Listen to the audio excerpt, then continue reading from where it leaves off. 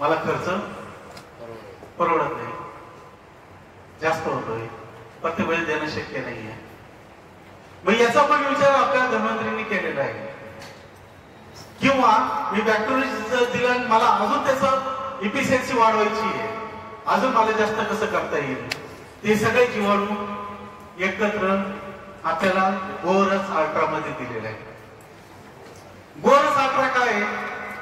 गोरस ultra बायोगॅसचं disaster जे असतं, याच्यात 45 दिवस डिकम्पोज झालेलं जे शेण आणि गोमूत्र असतं, याचं कम्प्लीट डिकम्पोज झाल्यानंतर त्याला जे बाहेर घेतल्यानंतर त्याला फिल्टर केल्यानंतर त्याच्यात हे सगळे जीवाणू त्याच्यात ऍड केलेले, ज्याला आपण बायोगॅस अल्ट्रा किंवा स्लरी म्हणतो. हे शेण गोमूत्र एकत्र 45 दिवस डिकम्पोज झालेलं बाहेर आल्यानंतर त्याच्यातून कचरा बाहेर काढून त्याला फिल्टर करून त्याच्यामध्ये आपण बॅक्टेरियाच्या जे जीवाणू आहे त्याच्यामध्ये ऍड केलेले, ऍड केलेले जीवाणू तुम्ही शेतामध्ये देऊ शकता. याच्यातून काय फायदा होईल तर आपल्याला शेणखत मिळेल, म्हणजे शेणखतातले जे अंश ते भेटणार आहे.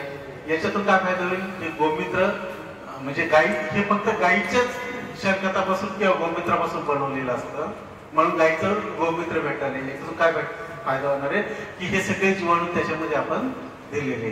हे एकरी 5 लिटर द्यायचं आहे, 5 लिटरची कॅन आहे.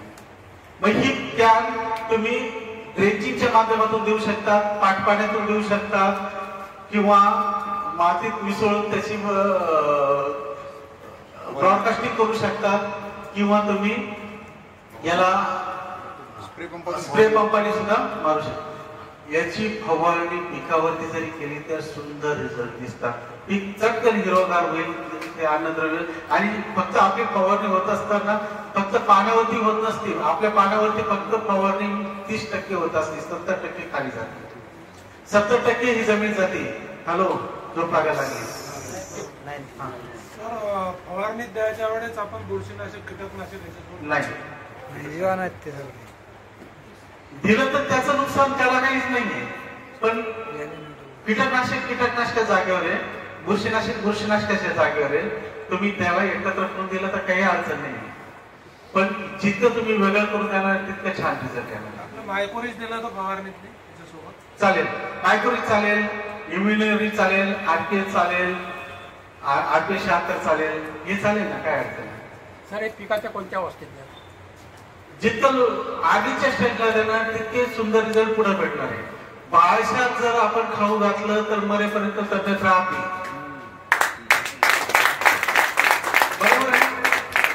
बाळशात जर आपण कुपोषित ठेवलं तर नंतर कितीही काजू घाला, नाही तर बदाम घाला, नाही तर काही करा, तब्येत होती का? सगळं पुढे बाळशात आहे, लहानपणात आहे. लहानपण महत्वाचं आहे, लक्षात आलं? ठीक आहे.